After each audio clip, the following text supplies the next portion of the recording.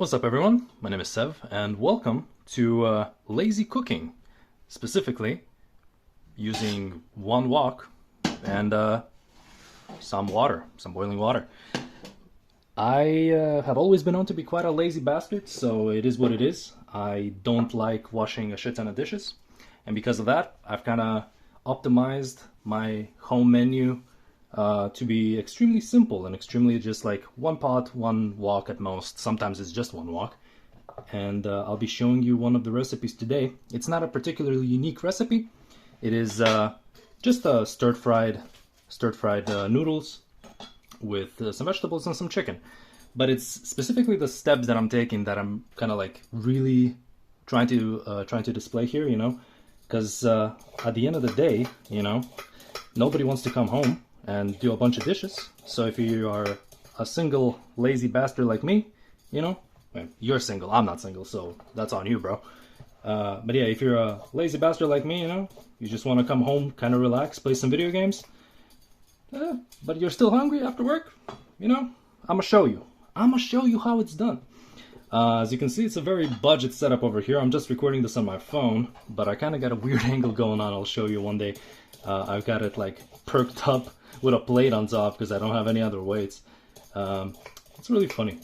Either way, we're gonna peel our carrots. Now usually I don't bother peeling them because the ones we have here where I live, they're fine if you wash them and if you like rub them a little bit, you know, clean off the dirt if there is any, but there usually isn't any. But I do cut off the tops and bottoms of them. And in the future I should be making a couple of videos where I kind of optimally cut stuff, peel stuff with a knife. I don't really care about using the peeler all that much. In most cases I usually peel stuff with a knife, but you know, you can't expect that from anybody and everybody. So let's get these peeled and slightly out of the way. I have a bowl over there and I'll be putting things over there as I cut them. And the whole goal is to have as few dishes to clean afterwards and a really delicious meal.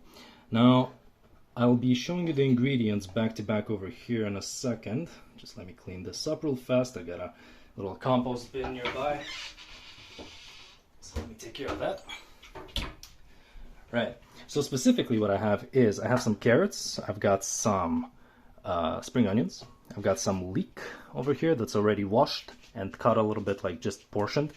Now leek, you know, you always have to cut it in half at the top at the very least and kind of spread it all open and get rid of all the little dirt particles inside. Otherwise, you're gonna break your teeth. It's not fun. And I got a little bit of garlic, some 3 cloves. Realistically, it's up to you how much garlic you want, but I'm white and spiciness kind of gets me, you know? So I'm gonna put this to the side over here for a sec, and garlic over here. Now I should have ginger as well. Sadly though, I don't have any ginger on me because my ginger's gone bad and I'm sad. So I'll be using ginger powder, which is, actually, do I even have any? I don't even have ginger powder, so never mind, no ginger in this recipe this time. But what I'm gonna do right now is, specifically because it's a stir fry, we're gonna take nice chunky bits of spring onion, because you kind of want to grab them with chopsticks, you know. Otherwise, it's gonna be a little bit annoying to eat and pick them all up. So, as you saw, these kinds of sized pieces, about half a finger's length, should be fine. They're gonna squish a little bit. They're gonna, as they release moisture and, you know, chill inside the wok, they're gonna get a little bit smaller as well. So yeah.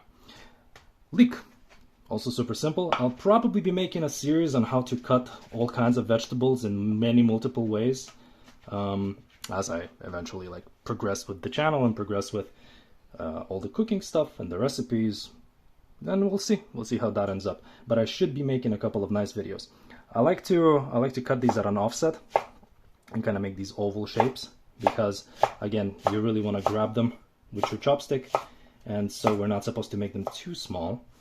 And that's kind of how it ends up looking as right there. Back into the bowl. Now carrots can be pretty annoying, depends on who you are and how you deal with them. Specifically, if you don't have a sharp knife, it's quite a pain in the butt. So I'll be showing you how to cut them. Even if you don't have a super sharp knife, you know, I'll kind of show you at least a little bit how to make sure you don't cut yourself accidentally, because, you know, it's a spinny boy, you know, it's a little bastard that rolls around. So you always want to put it down to the flattest side that you've kind of like peeled. So make sure that it's there.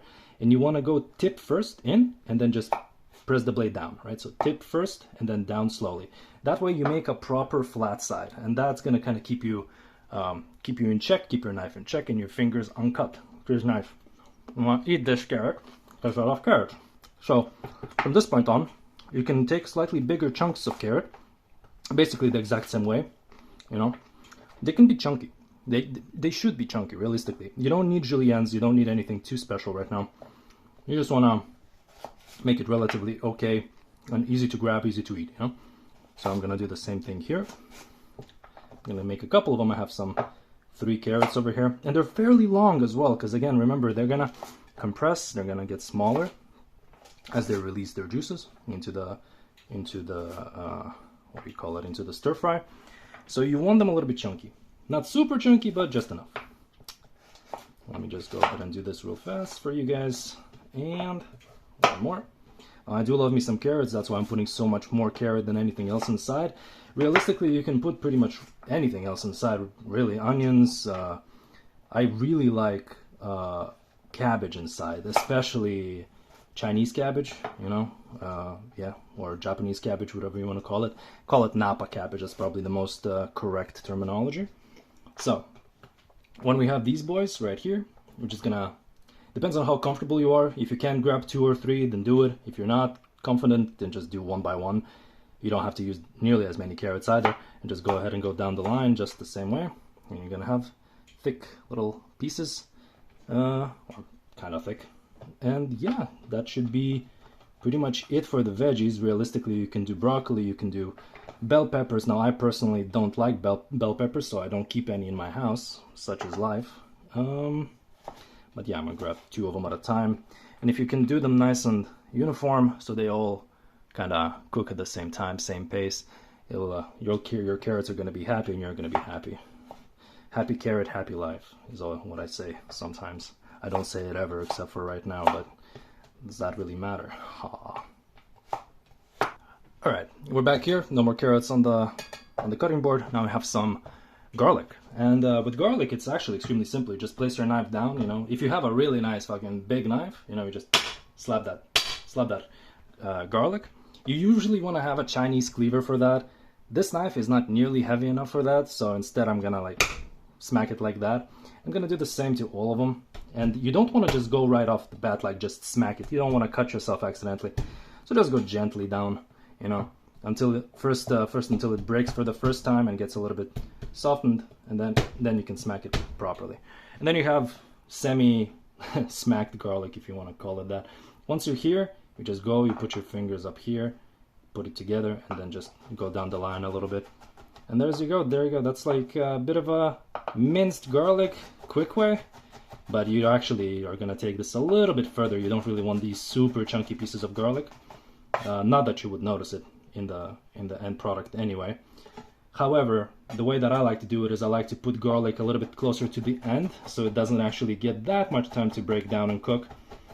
That's why I keep it just a little bit smaller. You could leave it chunkier though if you really felt like it. It depends again how much garlic you like. So yeah, there you go. That's garlic. I'm gonna take another smaller plate. I'm gonna put it there. Come here, plate. Alright, so that's gonna go over there. I'm not sure you can see that, but it makes sense to me, so it should make sense to you. Words that have never been less true, by the way. Okay, and now we're kind of almost ready. I only have chicken, so we have garlic over here. There would be some ginger as well, but you know, life is sad and so am I. Carrots, onions, and leek. So I'm gonna put this to the side over here. Now we're gonna go to our chicken. So the thing that I did, and one of the important things about optimal cooking at home for the lazy, is to first of all cut your veggies and whatever herbs, whatever you gotta, you know, anything that's like you don't really need to wash the cutting board after. Unfortunately, I have only one cutting board because such is life. I'm too lazy to go buy another one. So I'm gonna use the same cutting board for my chicken. And I have my chicken packed right here because I always portion them into small bags. And, you know, freeze them if I need to. If you buy chicken on deals a lot, it's really practical to buy a lot at the same time and just freeze it down. And then if you have these bags, you just throw them out. Well, you wash them and then you throw them out.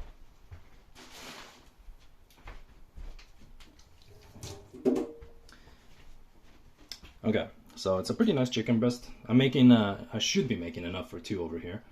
And yeah, actually, now that I'm here, my water has started boiling, so I should. I can't really grab it that well. Hold on. I have some pasta over here that I need to grab up. Call it pasta. Jesus, my Japanese grandmother is gonna kill me. All right, so I have some nice noodles over here. These are, I'm pretty sure they're just wheat noodles, but realistically you want egg and wheat noodles. I don't think these have egg, but they are very yellow, so they definitely have a bit more egg white, or egg yolk, excuse me. And I'm gonna put them into the hot water over here. I think 2 of them should be enough for whatever I'm doing today. And obviously, if you're doing this at home, you're gonna grab whatever noodles you can and check the instructions to tell you how long you have to cook them for. But realistically, what we're gonna do is we're gonna get them just springy and just soft enough, and we're gonna take them off and let them kind of chill. I don't actually like bothering to take them out of the water or anything like that and use a colander. So what I do is when I get them to almost ready, I just turn off the heat and I kind of move the pot to the side where it's off the heat and it's just kind of continuing to cook a little bit passively. And when you need it, it's done. You know, it's good to go. Now, realistically, you should be straining them and everything else, but I'm lazy, like I said, so it is what it is. So for chicken, I actually have a pretty cool trick for you guys. You just take the chicken and you cut it lengthwise all the way down the line. Whoops, this one's a little bit slimy. You have 2 pieces now. You take this, the smaller piece out first, and you really want to cut it thin. Now the way I cut it is I actually put my knife sideways like this, you know, at an angle, maybe 45, 60 degree angle, and then just kind of go like this. And I'm practically shaving off very, very thin pieces of meat, like super thin, like almost see-through. Because I prefer this kind of texture for my noodles, for my stir fries. And you might have noticed, if you ever go to like a Japanese or any kind of Asian restaurant, they usually end up having very thin meat as well. Like you get surprised just how unbelievably easy it is to chew through. You know, they don't give you chunks, that's for sure.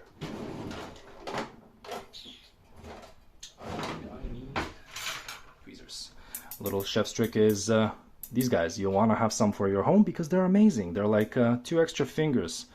You can also use chopsticks, of course, if you're proficient with them, but you know, not many people get to use chopsticks for cooking specifically all that much unless you are from Asia. And I'm not. I'm very much not from Asia. So yeah, I'm gonna spread them around a little bit so they're not clumped up all the way. I'm gonna leave this on the side. I'm gonna continue cutting this. Now you can see my fingers are all the way away at the tip, like way back on the chicken, so it's completely out of the way. And I don't want to cut myself, obviously. And if you're struggling with one angle, or if you run out of space, you just change your angle. You know, you gotta use your 3-dimensional technique. You know, 3D mind perception to position the chicken however you need it for practicality. So we did that, and now we're gonna do the same thing over here. So the chicken, actually, an important tip. You have 2 sides of the chicken. You have this side that was like non-cut, you know, just the top side. You have the bottom side also pretty much uncut. But chicken, especially if you don't have a super sharp knife, it has a bit of a film over top of it. That's why whenever you cut it, it sometimes likes to stay on the chicken, like it stays attached a little bit by like the skin of its teeth, pretty much. Well, the skin of its chicken. So you want to make sure that you're cutting through that film at the top so you don't have to do it at the bottom. That makes it a shit ton easier. So just gonna go like this and continue down the line.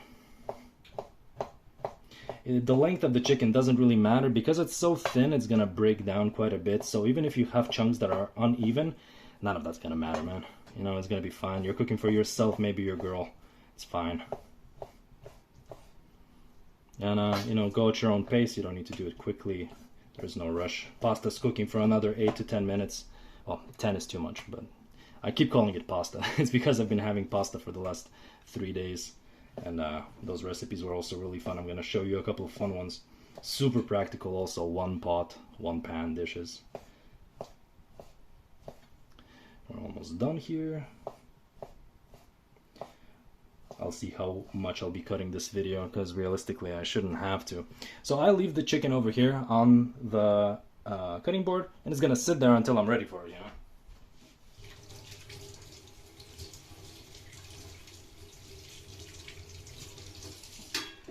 With this, we basically put our knife away. We don't need it anymore. So I'm gonna take you guys away from here, from this weird position. I'm gonna show you the rest of what's happening right now. So I've got my pasta, excuse me, my noodles cooking over here, and it should not take much longer than 5 to 7 minutes probably. 7 is like too much because they're already pretty damn soft, you know. So I'm gonna take a look at this, see if it's, see how close are we to being ready. I'm pretty sure it's not that close. I'm like I said, I'm recording this on my phone. It's not that easy. So I might check this noodle. Okay, so the noodle is elastic. It's like super elastic. You can see it right here. It's barely like, it's kind of stretchy, you know. So it's very close. That's been no more than like 2 or 3 minutes. It's really, really easy. So I'm gonna take them off the heat right now. I'm gonna close the fire over here. Right here I have my wok, and I already have it heated to about medium high temp. I'm gonna take quite a bit of oil, and I'm gonna do that, spread it around, and the next step is you just toss everything in, because you're not actually trying to cook them for too long, you know. I like to leave them alone for a little bit. So I have 3 sauces prepared over here. You got some fish sauce, you got some oyster sauce, and you have some, oh, this is oyster sauce. What the hell is this? This is also fish sauce. Excuse the hell out of me. I am blind. I have soy sauce right in here somewhere. Whoops. I got soy sauce right here. Obviously kikkoman, because does any other soy sauce really exist, you know? So you toss the veggies a little bit. You can also, you know, use a, what do you call it? One of these spatulae, and, you know, just massage them in. Throw them around a little bit. Now, I like to toss my veggies, personally. And realistically, we should be seasoning them a tiny bit already. So I'm gonna put you guys somewhere. I'm gonna put you guys over here, I think. And I'm gonna go ahead and season my veggies. Let me see, this looks alright.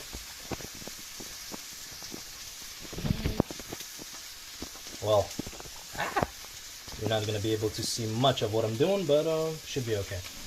So I'm gonna be tossing these veggies a little bit more, and I'm definitely putting a tiny bit of seasoning inside, specifically black pepper.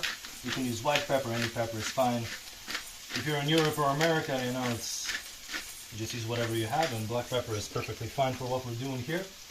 I also like to use a tiny bit of just regular salt, because soy sauce and regular salt have 2 different flavors.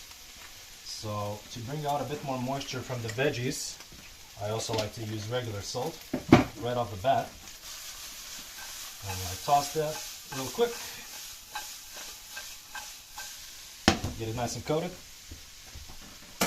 Our noodles are right here. They're perfectly ready to go. I'm 100% sure of that, but we're not going to use them just yet. We're going to take these veggies as soon as they're done. And I also need to put in the garlic as well, now that I think about it, because it's about time.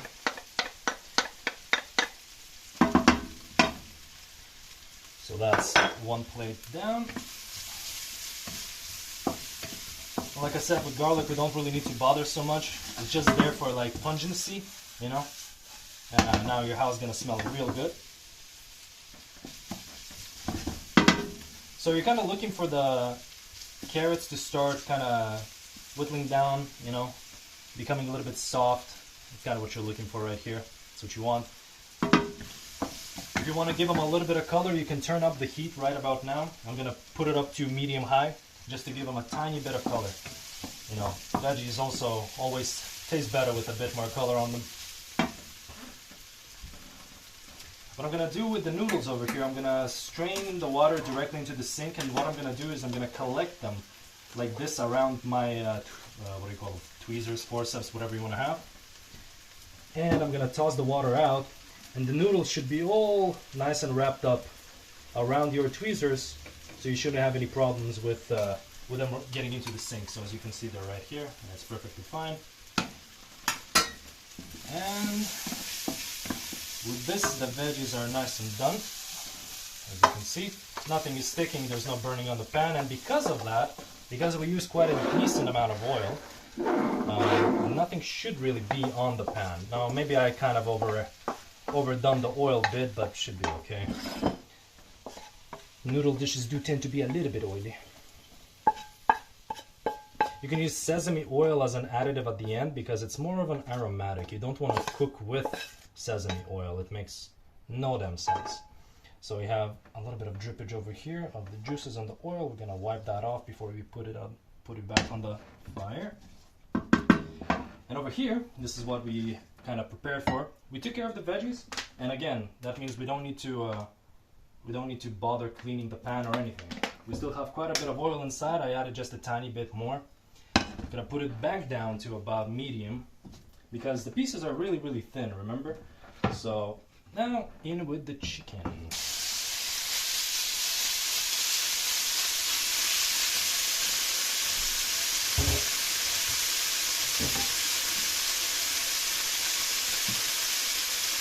And you don't even want to touch the chicken for a little bit, let it get a bit of a skin going on its own. What I'm doing here is I'm just moving them around to cover the entire pan, the entire wok. And after they're done unsticking on their own, that's when I'm going to move them.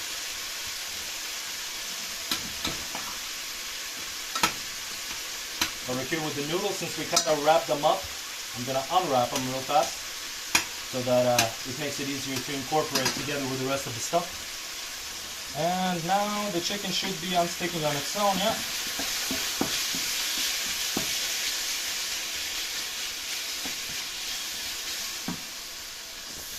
I'll grab you guys back again.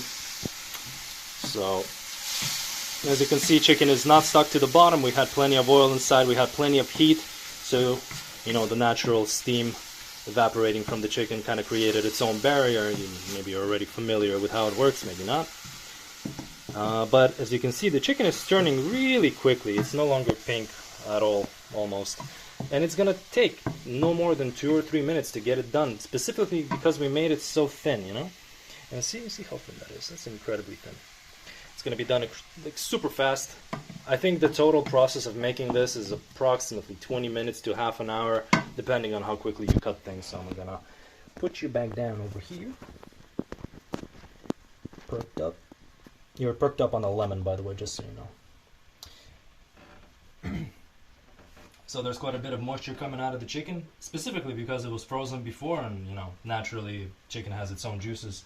And we don't really want that too much in the sauce, so we're gonna evaporate as much of this as possible. I also like to add a tiny bit of sugar right now, and kind of make what you would, you could equate it to mirin in Japanese cooking, so about a teaspoon of sugar is probably how much I'm putting in. And what's that gonna do is it's gonna caramelize a tiny bit, give a nice depth of flavor to it.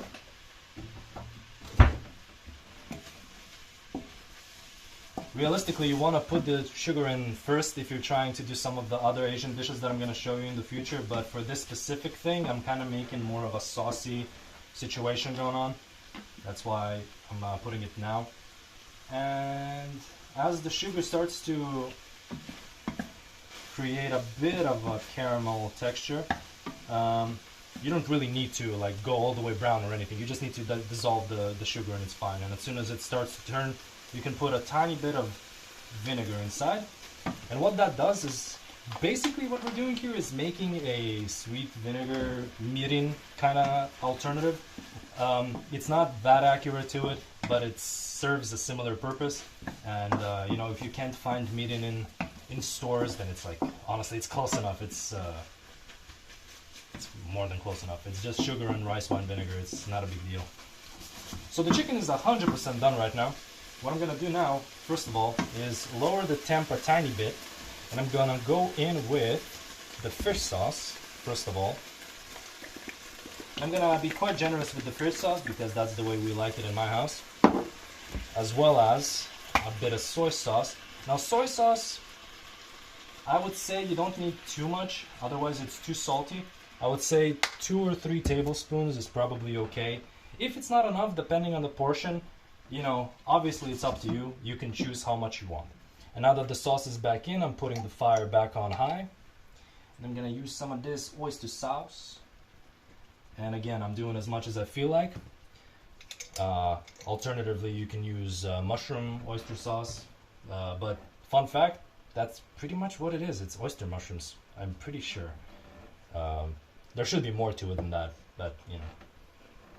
Oyster sauce, and that's pretty much it. So we got a sauce going on over here. You want to let it reduce like a tiny bit, just a tiny bit. It's not that deep, because you do still want to have enough liquid inside to coat all the veggies and all the noodles. So speaking of that, I'm going to separate the noodles a little bit more over here.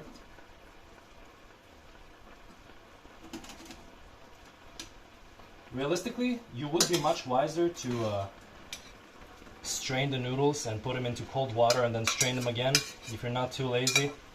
But you're on the wrong video if you're doing that, boy.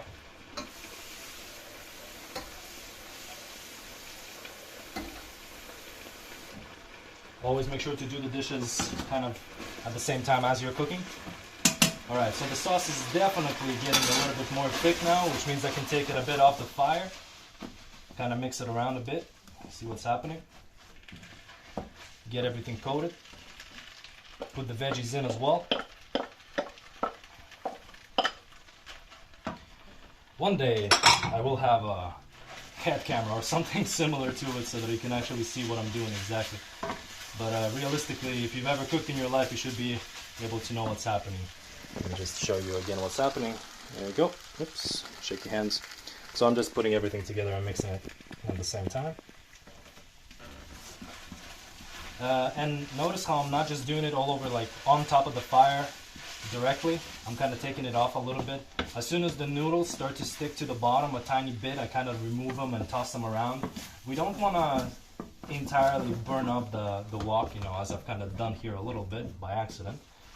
But yeah, just move them around on your own time. You don't need to have it on fire. Just take it easy.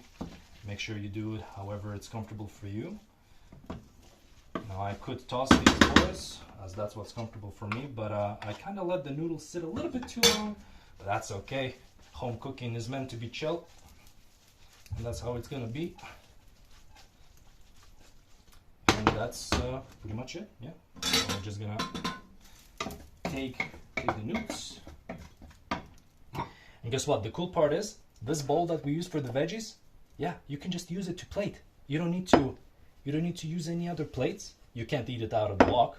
The wok is just ridiculously huge, so you know, it is what it is.